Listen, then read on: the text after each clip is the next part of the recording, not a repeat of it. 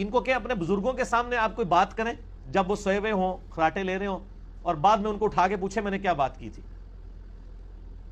تو بتا دیں گے؟ نہیں. تو قبر جا کے انہوں نے کہ مطلب کوئی کیمرہ فٹ کر لے جیڑا جیندے جی نہیں سن رہا وہ کہتا نہیں طاقتاں وج جاندیاں نے، یہ ہو جاندہ ہے وہ ہو جاندہ ہے. باقی جواب دینا یہ کسی حدیث میں نہیں آیا کہ وہ جواب دیتے ہیں. اگر دیتے ہیں تو آپ دکھائیں اور آپ سنتے ہیں تو آپ ہمیں بتائیں، ریکارڈنگ کر کے بتا دیں. ٹھیک ہے. کچھ لوگوں کی طرف سے اعتراض ملا اور آج اس اعتراض کو بہت زیادہ بیان کیا جا رہا ہے. وہ کہتے ہیں کہ تم کہتے ہو کہ ہمارے بزرگ قبروں میں بھی زندہ ہوتے ہیں. کہتے ہیں کوئی زندہ ہمیں دے دو کچھ وقت کے لیے اور ہم اس کو قبر میں رکھیں گے چند گھنٹے اور پھر نکال لیا جائے گا اور اس میں پتا چل جائے گا کہ وہ جو زندہ اندر بھیجا تھا وہ سنتا ہے یا نہیں سنتا. تو میں نے پچھلے سیمینار میں بھی اس چیز کی یہ وضاحت کی تھی کہ کچھ لوگوں نے دین کو سمجھا ہی نہیں اور وہ یہ جانتے ہی نہیں کہ دنیا کے احکام اور ہیں اور برزخ کے احکام اور ہیں. ان کو اس سلسلہ میں خبر ہی نہیں. وہ اصل میں اس دنیا کے حالات کو سامنے رکھ کے دین کو سمجھنا چاہتے ہیں جبکہ برزخ کے معاملے عقل پہ تولے ہی نہیں جا سکتے. ذرا توجہ کرنا. اب حدیث شریف میں ہے کہ جس وقت مومن قبر میں امتحان میں پاس ہو جاتا ہے تو اس کی قبر حد نظر تک کھول دی جاتی ہے. تو میں پوچھتا ہوں اگر عقل کے ترازو پہ تولنا ہے تو قبر کے ساتھ قبر ملی ہوئی ہو دونوں امتحان میں پاس ہو جائیں تو پھر دونوں کی حد نظر تک کیسے کھلے گی؟ ہزاروں ایک قبرستان میں ہیں، صالحین بھی ہیں، تو حد نظر تک قبر کیسے کھلے گی؟ تو شریعت کہے گی تمہاری جو سوچ ہے یہ دنیا والی ہے، شریعت برزخ کی باتیں بتا رہی ہے. تم چپ کرو، شریعت کو مانو. برزخ میں جاؤ گے تمہیں پتا چلے گا کہ قبر کیسے کھلتی ہے. اس واسطے میں اس طبقے کو بتا رہا ہوں کہ لوگوں کو گمراہ کرنے کے لیے تم ہمیشہ یہ صورت اختیار کرتے ہو کہ تم برزخ اور دنیا کو ایک ترازو میں تولتے ہو.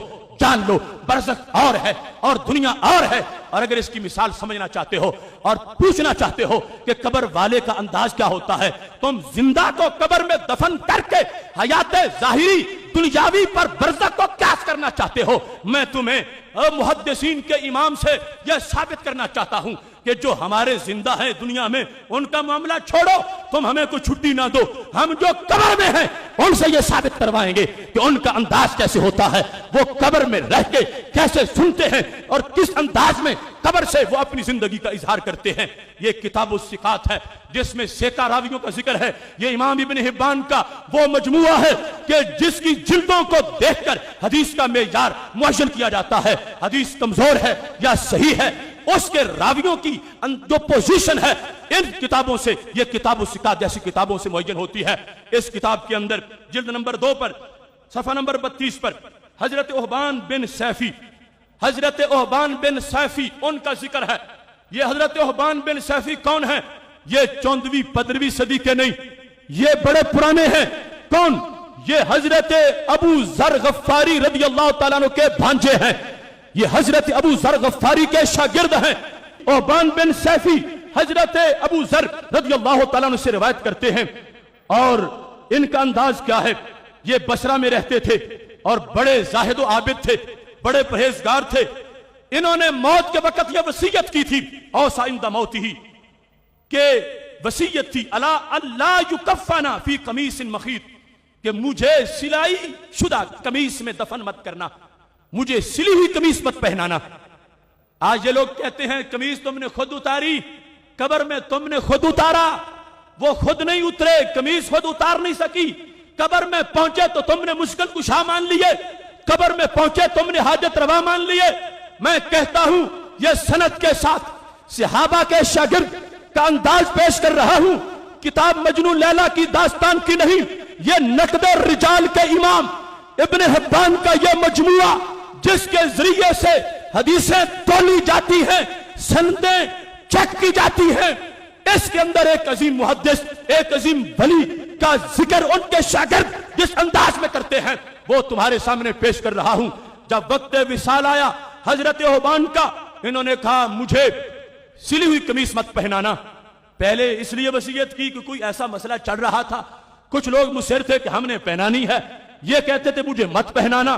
وصیت کر کے دنیا سے چلے گئے تو کیا ہوا؟ فَكُفِّنَا فِي قَمِيصٍ، پیچھے وہ پارٹی غالب آ گئی. انہوں نے کہا شیخ جو کچھ کہہ کے گئے ہیں ٹھیک ہے، مگر ہم تو قمیص ہی پہنائیں گے.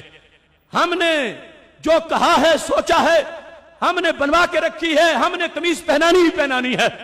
اب جو کہتے تھے کہ شیخ کی وصیت کو پیش نظر رکھو, وہ مغلوب ہو گئے, قمیص پہنانے والے غالب ہو گئے.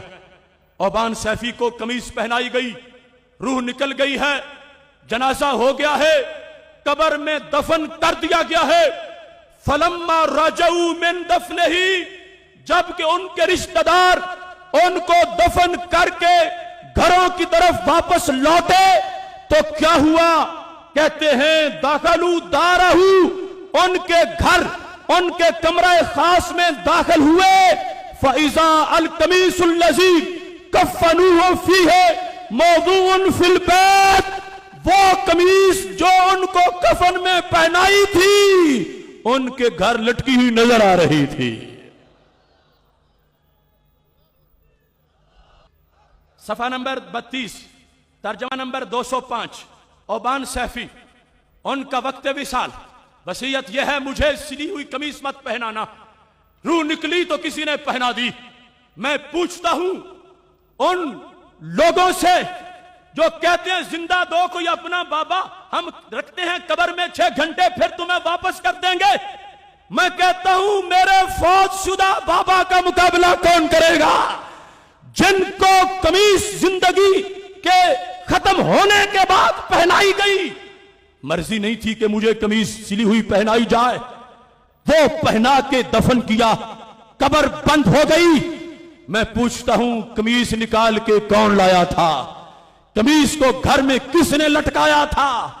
قمیص واپس دفن کرنے والوں سے پہلے کیسے پہنچی تھی؟ تو میرا قرآن کہتا ہے حضرت سلیمان علیہ السلام کے پاس بیٹھا ہوا اگر کتاب کا عالم وہ ہزاروں میل دور سے تخت لا سکتا ہے تو میرے محبوب کا امتی اپنی قمیص بھی گھر میں پہنچا سکتا ہے.